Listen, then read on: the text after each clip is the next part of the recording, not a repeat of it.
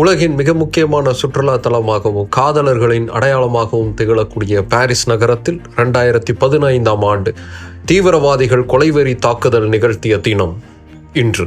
2015 ஜனவரியிலிருந்தே தீவிரவாதிகளுடைய தாக்குதல் பிரான்ஸை நோக்கி குறிவைக்க ஆரம்பிக்கப்பட்டுச்சு. பிரெஞ்சு அரசு அதை எதிர்கொள்வதற்கு ஏகப்பட்ட கெடுபிடிகளையும் பாதுகாப்பையும் பலப்படுத்துச்சு.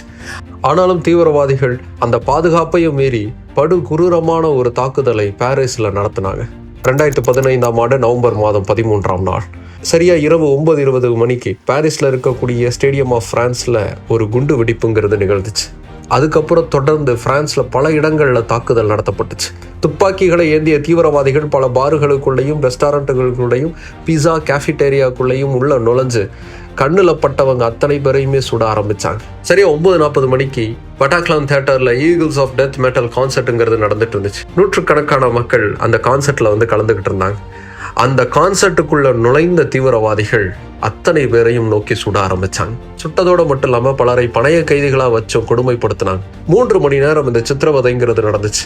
அந்த ஒரு இடத்துல மட்டுமே 90 பேர் இறந்து போனாங்க. இந்த நவம்பர் 13 பாரிஸ் டெரர் அட்டாக்ல கிட்டத்தட்ட 130 பேர் இறந்து போனதா பிரெஞ்சு அரசு அபிஷியலாவே அறிவிச்சது.